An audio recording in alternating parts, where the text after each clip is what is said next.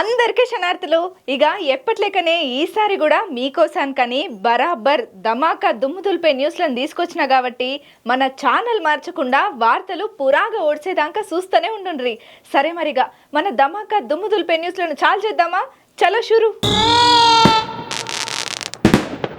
తెలంగాణలో ఈ మధ్యకాలంలో 2 టీచర్స్ ఒక గ్రాడ్యుయేట్ ఎమ్మెల్సీ ఎలక్షన్లో అయిన ముచ్చట మనకు ఎరకైంది.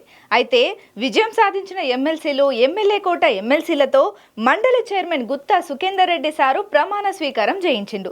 ఇక ఈ ప్రమాణ స్వీకారానికి పెద్ద పెద్ద లీడర్లు హాజరు పడ్డారు. తెలంగాణలో ఈ మధ్యకాలంలో ఎన్నికైనటువంటి ఎమ్మెల్సీలు ప్రమాణ స్వీకారం చేసిండ్రయ్యా. 2 టీచర్స్ ఒక గ్రాడ్యుయేట్ ఎమ్మెల్సీ ఎన్నికలలో విజయం సాధించినటువంటి ఎమ్మెల్సీలు ఎమ్మెల్యే కూడా ఎమ్మెల్సీలతోని మండలి చైర్మన్ గుత్తా సుఖేందరం రెడ్డి సారు ప్రమాణ స్వీకారం అయితే చేయించిండు.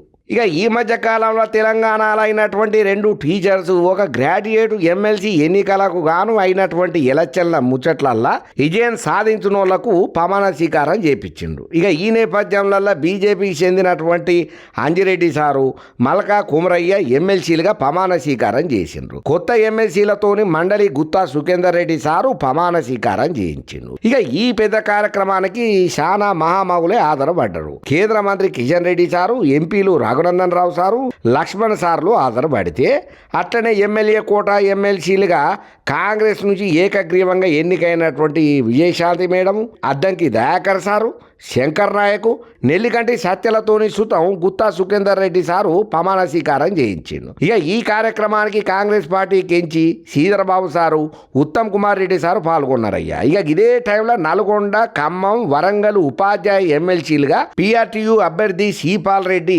ఎమ్మెల్సీగా ప్రమాణ స్వీకారం చేసిండ్రు. ఇక ఏదేమైనా కానీ తెలంగాణలో మొత్తానికి 7 కొత్త ఎమ్మెల్సీలు ప్రమాణ స్వీకారం ఏదైతే చేసిండ్రో ఇది చాలా సంబరమైన ముచ్చట అని చెప్పి ఇన్న ప్రతి ఒక్కలా రబట్టిండ్రయ్యా. ఏపీ రాజధాని అమరావతికి ఒక శుభవార్త చెప్పిందుల్లా కేంద్ర సర్కారు అమరావతి రాజధాని నిర్మాణం కోసానికని 1000 కోట్ల రూపాయలను విడుదల చేసింది కేంద్రం. ఇక కూటమి సర్కారు కూడా రాజధాని మీద గట్టి ఫోకసే పెట్టింది. మొన్నటిదాకా ఆగిపోయిన అమరావతి నిర్మాణ పనులు జపాన్ రైలు కంటే స్పీడ్గా ఉరకనికే తయారైతున్నది. ఇక ఏపీ రాజధాని అమరావతికి శుభవార్త చెప్పిందుల్లా కేంద్ర సర్కారు. కూటమి సర్కారు పాలన చేస్తున్నటువంటి ఏపీకి అమరావతి తెచ్చేటట్టుగా అభివృద్ధి పనులను స్టార్ట్ చేయబోతున్నారు. ఎందుకనంటే అమరావతి రాజధానికి దగ్గర దగ్గర 4285 కోట్ల రూపాయలను విడుదల చేసిందన్న ముచ్చట ఏదైతే ఉన్నదో ఈ ముచ్చట మీద ఆంధ్రప్రదేశ్ పబ్లిక్ మస్తు హ్యాపీగా అవుతున్నారు. నిజంగా కేంద్రంతో మన పవనాల్ సార్ గాని చంద్రాల సార్ గాని ఉన్న దోస్తి వల్లనే అన్ని సాధ్యమవుతున్నదని చెప్పి సంబరంగా ఉన్నారు. అయితే అప్పట్లో టీడీపీ ప్రభుత్వ హయాంలల్లో రాజధాని కోసానికని చెప్పి అక్కడ ప్రాంతంలో నిర్మాణాలు అయినా సుతం ఆ తర్వాత వైసీపీ సర్కార్ వచ్చే కదా ఎటువంటి పనుల జోలికి పోలేదు. అప్పుడు చంద్రాల సార్ స్టార్ట్ చేసిన పనులను టీడీపీ నాయకత్వంలో మొదలు పెట్టినటువంటి పనులను సుతం పక్కన నూకింది వైసీపీ సర్కారు. ఇక అట్లా పెండింగ్ లో పడ్డ పనులు మళ్ళా చంద్రాల సారు ఇప్పుడు అధికారంలో గదే కూటమితో వచ్చిండు కదా, ఇక అట్లా అచ్చుడితోని మళ్ళా పనులు స్టార్ట్ అయినాయి అన్నట్టు. ఇక అయితే ఇంట్లో ఇప్పుడు 3 రాజధానుల ముచ్చట కూడా మంచి ఆ టాపిక్ అవుతున్నది. కూటమి సర్కారు మళ్ళీ రాజధాని మీద గట్టి పోకసే పెట్టింది. ఆగిపోయినటువంటి అమరావతి నిర్మాణ పనులను మళ్ళా స్టార్ట్ చేయనీకే రంగం రెడీ అయింది అయ్యా. ఇక ఈ కార్యక్రమానికి ప్రధానమంత్రి నరేంద్ర మోడీ సార్ను ఎప్పటి నుంచో పిలుద్దామని ఆల్రెడీ చెప్పుడు ఆయన ఒప్పుకున్నాడు. ఇప్పుడు రానీకే ఏపీకి తయారు ఉన్నాడన్న ముచ్చట మనం వింటనే ఉన్నాం కదా. ఇక దానికోసానికని చెప్పి మోడీ సార్ కన్ఫర్మేషన్ కూడా ఇచ్చినట్ట. మీరేం టెన్షన్ పడకుండా అమరావతిలో మళ్ళా మీరు స్టార్ట్ చేయబోయే మంచి పనులకు మళ్ళా నేను వచ్చి శంకుస్థాపనలు చేస్తా అని చెప్పి అయితే ఇప్పుడు మళ్ళా మొదలు పెట్టబోతున్నటువంటి ఈ పనులకు నరేంద్ర మోడీ సార్ రాబోతున్నాడు. ఇక ఈ టైంలలో అమరావతి రాజధానికి కేంద్రం ఇచ్చినటువంటి శుభవార్త ఏదైతే ఉన్నదో మస్తు హ్యాపీ అయ్యేటట్టు చేస్తున్నది. రాజధాని పనుల కోసానికి అని చెప్పి 4285 కోట్లను విడుదల చేసింది. అమరావతి నిర్మాణంలో తొలి దశ కింద 4285 కోట్లను విడుదల చేసింది ఎన్డీఏ సర్కారు. ప్రపంచ బ్యాంకు రుణంలో భాగంగా ఈ నిధులు విడుదలైనాయ్యా. అమరావతి పనుల శ్రీకారానికి ప్రధాని రాక చర్చ సమయంలో కూడా నిధుల విడుదల ప్రాధాన్యత ప్రాధాన్యతనే సంతరించుకున్నది. అయితే తొలి దశలో రాజధాని ప్రాంతంలో చేపట్టాల్సినటువంటి పనులకు సిఆర్డీఏ అనుమతి ఇచ్చుడు, ఏపీ కేబినెట్ ఆమోదం చెప్పుడు, ఈ పనులకు సంబంధించినటువంటి టెండర్లను పిలుచుడు, ఇట్లా అమరావతి రాజధాని నిర్మాణ పనులు ఏకవంతంగా జర్రా జపాన్ రైలు కంటే ఈ స్పీడ్గా ఉరుకుతున్నాయ్యా. ఏదేమైనా కూటమి సర్కార్ అధికారంలోకి వచ్చినప్పటి నుంచి మా బతుకులు మస్తు హ్యాపీగా అనిపిస్తున్నది. ప్రతి వార్త శుభవార్తనే అవుతున్నది ఇన్న ప్రతిసారి అని చెప్పి సంబరపడబట్టినరయ్యా ఏపీ పబ్లిక్. ఎక్కువ పొడుగు కారణంతోనే కొలువు చేయనికే మస్తు తక్లీఫ్ అవుతున్నదని ఆర్టీసీ బస్ కండక్టర్గా పనిచేస్తున్న అమీన్ అహ్మద్ అన్సారీ అనే ఓ గన్న ఈ మధ్యకాలంలో సోషల్ మీడియాలో ఎంతగానం వైరల్ అయ్యానో మనందరం చూసినాం కదా. ఇక ఈ వీడియో కాస్త బగ్గా వైరల్ అయ్యి చివరికి తెలంగాణ ముఖ్యమంత్రి రేవంత్ రెడ్డి సారు, మంత్రి పొన్నం ప్రభాకర్ సారు నోటీస్కి వచ్చింది. ఇప్పుడు ఈ ముచ్చట మస్తు హాట్ టాపిక్ అయి కూర్చున్నది. ఇక నా ఎత్తు కారణంగా నేను కొలువు చక్కగా చేయలేకపోతున్నా, మస్తు తక్లీఫ్ పడుతున్నా, నాకు చాలా అవస్థ అవుతున్నది ఈ బస్సులో నిలబడు అని చెప్పి ఆర్టీసీ బస్ కండక్టర్ గా కొలువు చేస్తున్నటువంటి అమీన్ అహ్మద్ అన్సారీ అన్న చెప్పే కదా. ఇక ఆయన చెప్పిన మాటలు సోషల్ మీడియాలో ఎంత వైరల్ అయినాయో అవి ఇప్పటికీ మనం ఇంటనే ఉన్నాం, రోజుకొక వార్త. అయితే దీని మీద సోషల్ మీడియాలో చర్చలు బాగానే నడిచినాయి. ప్రతి ఒక్కరు ఈయన వీడియోను ఈయన మాట్లాడిన మాటలను షేర్ చేసుకుంటూ వస్తున్నారు. మరి వార్త ఎట్లా పుట్టిందో ఏమో తెలియదు కానీ మొత్తానికైతే ఆ నోట బాకి శివరాఖరికి ముఖ్యమంత్రి రేవంత్ రెడ్డి సారు, మంత్రి పొన్నం ప్రభాకర్ సార్ దృష్టికి పోయింది అయ్యా. ఇక ఈ ముచ్చట్లల్లా మంత్రి పొన్నం ప్రభాకర్ సార్ కూడా రియాక్ట్ అయిండు. ఇక ఎక్స్ వేదికగా సజ్జనార్ సార్ ను ఉద్దేశం చేసుకుంటా ఈ కండక్టర్ కు ఒక ఆఫర్ ను సుతం ఇచ్చిండు. సీఎం రేవంత్ రెడ్డి సారు సూచనల మేరకు ఆయనకు ఆర్టీసీలా సరైన కొలువు ఇయ్యాలని చెప్పి టీజీఎస్ ఆర్టీసీ పెద్ద ఉన్నాడు కదా సజ్జనార్ సారు, ఆయనకు రిక్వెస్టింగ్ గా పెట్టిండు అయ్యా. ఇక మంత్రి పొన్నం ప్రభాకర్ సారు ఎక్స్ లో ట్యాగ్ చేసిన ముచ్చట ఇప్పుడు మస్తు ఆ టాపిక్ అయింది. ఇక మంత్రి ట్వీట్ చేసుడు మీద నెటిజన్లు మస్తు రియాక్ట్ అవుతున్నారు. అబ్బాబ్బా మంత్రి అంటే గిట్లు ఉండాలి, ఏ ఒక్క చిన్న ప్రాబ్లం అని చెప్పినా కూడా గింతగనం రియాక్ట్ అయ్యి సజ్జనార్ సార్కే ట్యాగ్ చేసిండే చాలా గొప్ప ముచ్చట అని చెప్పి చాలా మంది కామెంట్లు పెడుతున్నారు. ఇక ఇట్లా రియాక్ట్ అయినటువంటి సీఎం రేవంత్ రెడ్డి సార్ దృష్టికి ఓడు సీఎం రేవంత్ రెడ్డి సారు మంత్రి పొన్నం ప్రభాకర్ రెడ్డి సార్ ఎప్పుడు పొన్నం ప్రభాకర్ రెడ్డి సారు ఎండి సజ్జనార్ సార్కు సలహా ఇచ్చుడు, దానిను ట్యాగ్ చేసుకుంటా ఎక్స్లా పోస్ట్ పెట్టుడు. ఇక ఇదంతా చూసి నెటిజన్లు అయితే మస్తు హ్యాపీగా ఫీల్ అవుతున్నారు. అబ్బా ప్రజాపాలన అంటే గిట్లు ఉండాలి, ముఖ్యమంత్రి అంటే గిట్లు ఉండాలి, మంత్రులు అంటే ఈ తీరుగా పనిచేయాలి. ఒక చిన్న తక్లీఫ్ వచ్చిందని చెప్పి ఆ ఆర్టీసీ కండక్టర్ పెట్టిన దానికి గింతగానం అద్భుతంగా రియాక్ట్ అయ్యి అతని మేలుకోరి చేస్తున్న ప్రయత్నాలు నిజంగా సూపర్ అని చెప్పి మస్తు తారీఫ్ చేయబట్టిండ్రు. అయితే ఒక్క ముక్కలో చెప్పాలంటే ఈ కండక్టర్ అన్న ఎవరైతున్నారో ఈయన దగ్గర 7 అడుగుల ఎత్తున్నాడట. ఇక ఈ 7 అడుగుల ఎత్తున్నటువంటి అమీన్ అహ్మద్ అన్సారీ అన్న మొయిదీపట్నం డిపోలో ఆర్టీసీ బస్ కండక్టర్ గా కొలువు చేస్తున్నాడు. ఇక బస్సులో చూస్తేనేమో 6.4 అడుగుల ఎత్తే ఉండుతోని ఉద్యోగం చేసుడు మస్తు తక్లీఫ్ అవుతున్నదట. దానివల్ల చాలా ఇబ్బందులు పడ్డాడట.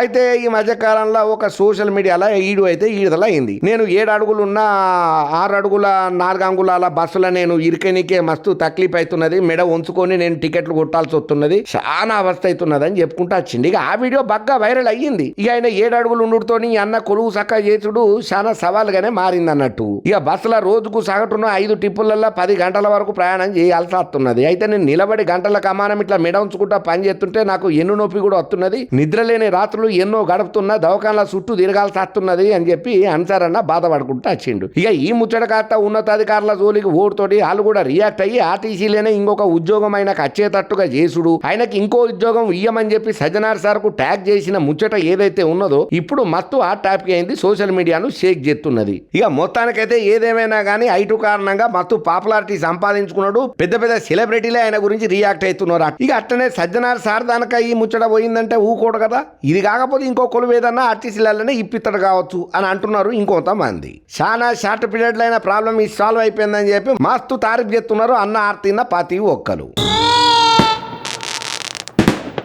అసెంబ్లీలో మహాత్మా జ్యోతిబా పూలే విగ్రహాన్ని పెట్టాలన్న డిమాండ్తోని బీఆర్ఎస్ పెద్దక్క కేసీఆర్ సార్ గారాల పట్టి కల్వకుంట్ల కవిత నిరాహార దీక్ష చేయాలని డిసైడ్ అయ్యిందన్న ముచ్చట ఏదైతే ఉన్నదో ఇక దీని మీద ఇప్పుడు తెలంగాణ పాలిటిక్స్లో పెద్ద చర్చనే అవుతున్నది.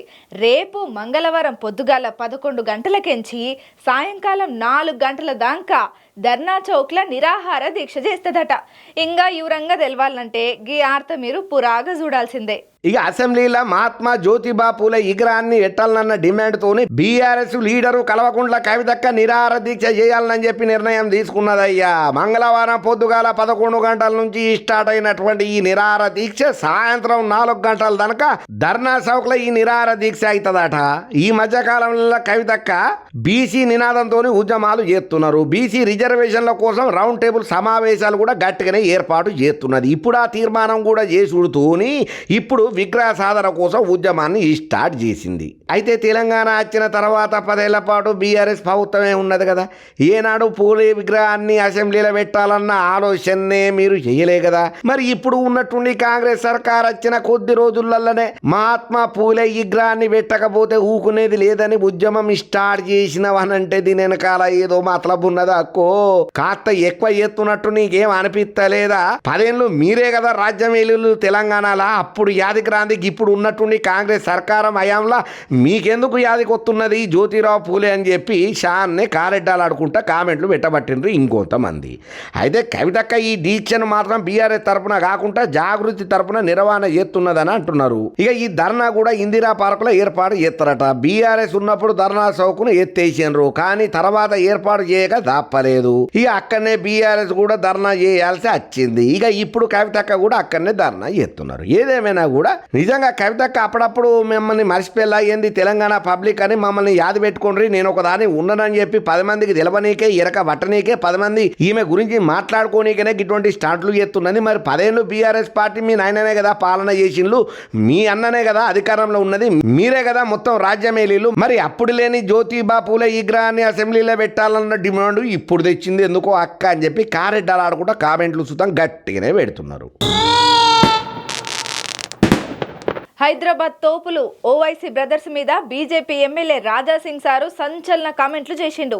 తెలంగాణలో మా బీజేపీ సర్కారు అధికారంలోకి వచ్చినాక మీ సంగతి ఏందో చెప్తాం, నేనేందో చూపెడతా అని మస్తు ఫైర్ అయ్యిండు బీజేపీ ఎమ్మెల్యే రాజాసింగ్ సారు. మరి ఈసారి ఇంకా ఏమేమన్నాడో చెప్పుడెందుకు చూద్దాం పాండ్రి. ఇక ఓవైసీ బ్రదర్స్ మీద బీజేపీ ఎమ్మెల్యే రాజాసింగ్ సారు సంచలన మాటలు మాట్లాడింది. ఇప్పుడు ఈ తెలంగాణ రాజకీయాలలో పెద్ద హాట్ టాపిక్ అయి రసాభాసగా నడుతున్నది, పెద్ద రచ్చ చర్చకే దారితీస్తున్నది. తెలంగాణలో మా బీజేపీ సర్కార్ అధికారంలోకి వచ్చిందంటే ఓవైసీ బ్రదర్స్ యాది పెట్టుకో మిమ్ములను కుక్కల బోన్ల వేసి పాకిస్తాన్కు పంపిస్తా అని అనుకుంటా వచ్చిండు. ముస్లింలను ఓవైసీ సోదరులు మోసం చేస్తున్నారు అనుకుంటా రాజాసింగ్ సారు మస్తు గరం మీద గరమైండు. ఓవైసీ బ్రదర్స్ ముస్లింలు ఆస్తులను దోసుకున్నారని చెప్పి వాళ్ళ ఒర్రుడుకు ఎవరు భయపడేటోళ్ళు కాదు, తాటాకు సప్పులకు ఇక్కడ ఎవరు బెదిరిపోరని చెప్పి కూడా రాజాసింగ్ సారు కీలక కామెంట్లే చేసుకుంటా వచ్చిండు. వక్ఫ్ బోర్డు పేరుతోని ఓవైసీ బ్రదర్స్ ఎన్నో భూములు కబ్జాకు గురైనాయని చెప్పి రాజాసింగ్ సార్ అన్నాడు. బోర్డు రాకముందు 4000 ఎకరాలు ఉంటే బోర్డును అడ్డం పెట్టుకుని 9,50,000 ఎకరాల భూములను కబ్జా చేసిందని చెప్పి ఆరోపణ చేసిండు. ఇక వక్ఫ్ బోర్డు ముస్లింలకు వ్యతిరేకం కాదని వాళ్ళ ఆస్తులకు మోడీ రక్షణ కల్పిస్తారని చెప్పుకుంటూ వచ్చిండు. 19 మోడీ భారత్ అని చెప్పి కూడా అన్నాడయ్యా. కానీ ఏదేమైనా రాజాసింగ్ సార్ ఓవైసీ బ్రదర్స్ మీద ఎప్పుడు ఉప్పు నీపు లెక్కనే ఉంటాడు, కారాలు మిరియాలు నూరుతుంటాడు. ఏ టైంకి ఆ టైంకు తగ్గట్టుగా వాళ్ళు ఏదైనా తప్పు చేస్తే జప్పుమని కౌంటర్ల మీద కౌంటర్లు ఇస్తాడు. హైదరాబాద్ నడిబొడ్డు చార్మినార్ దగ్గర కూడా తోడగొట్టి బస్తీ మీద సవాల్ అని చెప్పి కయ్యానికి కాలు దూకుతాడు. ఏదేమైనా కానీ ఓవైసీ బ్రదర్స్ ఇప్పుడు రాజాసింగ్ సార్ అన్న మాటల మీద ఎట్లా రియాక్ట్ అవుతారో మనకు మాత్రమే తెలుసు, చూద్దాం. ఏందో ఏమోనుల్లా ఈ రోజులుల్లా ఇసువంటి ఆర్తొచ్చినప్పుడల్లా గుండె మస్తు బరువెక్కుతుంది. ఎప్పుడు ఏ క్షణాన ఏమవుతుందో తెలుస్తలేదు. ఇప్పుడెందుకు పిల్ల ఏమాయా అని అంటే ఒక కాలేజీ ఫేర్వెల్ ఫంక్షన్లా అప్పటిదాకా నవ్వుతా జోకులేసుకుంటా మస్తు హ్యాపీగా ఉన్న ఒక షెల్లే అందరూ ఆడ చూస్తుండగానే ఒక్క సెకనులనే కుప్ప కూలిపోయిందిలా. ఆ తర్వాత ఏం జరిగిందో తెలిస్తే దుఃఖం ఆగదు. ఏందో ఏమోనోలా ఇవాళ రేపు రోజులు అస్సలే బాగాలేవు. అసలు కొన్ని ఆర్తలు చదవాలంటేనే మస్తు బాధ అనిపిస్తుంది, పుట్టెడు దుఃఖం వస్తుంది. గుండెలు విండేసే ఇషాద సంఘటన మహారాష్ట్రలో అయ్యింది. ఒక కాలేజీలో ఫేర్వెల్ ఫంక్షన్ అవుతున్నది. అప్పటిదాకా నవ్వుకుంటా జోకులు వేసుకుంటా మస్తు హ్యాపీగా ఉన్నటువంటి ఒక చెల్లె అందరూ చూస్తుండగానే మాట్లాడుకుంటా ఒక్కొక్క పారిగా కుప్పగూలి కింద పడ్డది.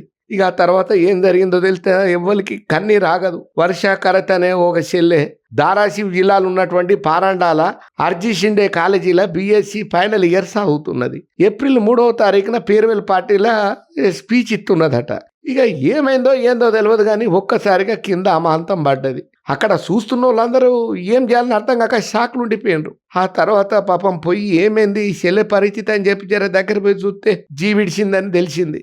ఇప్పుడు ఈ వీడియో సోషల్ మీడియాలో మస్తు షేక్ అవుతున్నది. ఇక వర్ష స్పీచ్ అదిరిపోయిందని చెప్పి అందరితో కలుపుగోలుగా మాట్లాడుకుంటా నవ్వుకుంటా జోకులు వేసుకుంటా స్టేజ్ మీద దుమ్ము దులిపినటువంటి ఈ చెల్లె ఉన్నట్టుండి మధ్యాహ్నం 12:30 టైంలో ఒక్కసారిగా నీరసంగా అనిపించి కుప్ప కూలిపోయిందని చెప్పి అప్పటిదాకా హాయిగా నవ్వుకుంటా మాట్లాడిన వర్ష ఒక్కసారిగా ఈ చెల్లె అట్లా పడిపోవడం అక్కడ ఉన్న వాళ్ళంతా షాక్ తినేటట్టే చేసింది. 2 నిమిషాల షార్ట్ స్పీచ్లో ఆమె మాటలతోని అందరినీ కడుపుబ్బ నవ్వించింది. కానీ ఆ తర్వాత సీన్ చూసి అందరు గుండెలు పట్టుకున్నారు. ఇక ఎంబటే కాలేజీ స్టాఫ్ స్టూడెంట్స్ అందరు కలిసి ఈ చెల్లెలు వర్షాన్ని దెబ్బ దవాఖానకు తోలుకొని పోయిండ్రు. కానీ అప్పటికే జరగాల్సిన నష్టం జరిగిపోయింది. డాక్టర్లు ఈ చెల్లెమ్మ చనిపోయినట్లు నిర్ధారణ చేసిళ్ళు. ఫేర్వెల్ పార్టీలో అప్పటిదానికా మంచి మూడ్లో ఉన్న అందరూ ఒక్కసారిగా ఇషాదంలోకి పోయినట్టే అయింది. అరిసె ఉప్పగా ఉన్న వీడియో ఏదైతే ఉన్నదో ఇప్పుడు సోషల్ మీడియాను షేక్ చేస్తున్నది. అరే ఏమటమైన గుండె పోట్లో ఏమో తెలియదు కానీ పాపం ఏమిటి కోసరికైందో చెల్లెకి ఏమైందో తెలియదు కానీ ఉన్నట్టుండి అట్లా పడిపోడు. గంత చిన్న వయసులో అయ్యో ఉన్నట్టుండి అట్లా జీవిపోడు మస్తు బాధ అనిపిస్తున్నదని చెప్పి కన్నీళ్లు పెట్టుకోబట్టిల్లు కాలేజీ యాజమాన్యం మొత్తం. ఇక చెల్లె వర్ష మరణంతో కాలేజీ మొత్తం విషాదంలో మునిగిపోయింది. సోషల్ మీడియాలో చాలా మంది చెల్లెలు వర్షకు నివాళులు అర్పించుకుంటా ఎమోషనల్ పోస్టులు పెడుతున్నారు. ఇంత చిన్న వయసులో వర్ష చనిపోవటం నిజంగా చాలా బాధాకరమని. వర్ష మరణంతో కాలేజీ మొత్తం విషాదంలో మునిగిపోయింది. సోషల్ మీడియాలో చాలా మంది వర్షకు నివాళులు అర్పిస్తున్నారు. చెల్లె గురించి పోస్టులు కూడా దుఃఖ సాగరంలో మునిగిపోయి పెడుతున్నారు. ఇంత చిన్న వయసులో వర్ష ఈ సిటీ తల్లి చనిపోడు, అది కూడా మాట్లాడుకుంటా కాలేజీ ఫంక్షన్లకు ఇంత ఘోరంగా ఉన్నట్టుండి కుప్ప కూలిపోడు చాలా బాధాకరం అని చెప్పి దుఃఖ సాగరంలో మునిగిపోయి శివరాకరి చెల్లె వీడియోను పోస్టులు చేస్తున్నారు. షేర్ల మీద షేర్లు కొడుతున్నారు. అబ్బా చూసిండ్రు కదా మన ధమాకా దుమ్ము దులిపే న్యూస్లను ఎట్లున్నాయి, మస్తున్నాయిలే. అన్నట్టు అడుగుడు మర్చిపోయినా మన ధమాకా దుమ్ము దులిపే న్యూస్లు మీకు నచ్చినాయా? నచ్చితే ఈ వీడియోని లైక్ చేయండి, షేర్ చేయండి, ఒక మంచి కామెంట్ సుతం పెట్టుండ్లి. అట్లనే మన మెగా9 ఛానల్ని సబ్స్క్రైబ్ చేసుకున్నట్టు మాత్రం అస్సలకే మరవకుండ్రి, సరేనా? ఇయాల్టికైతే తెచ్చిన కాడికి న్యూస్లను అయితే ఓడగొట్టినాం. మళ్ళా ఇంకిని ధమాకా దుమ్ము దులిపే న్యూస్లతోని మళ్ళా కలుస్తా ఉంటా మరి.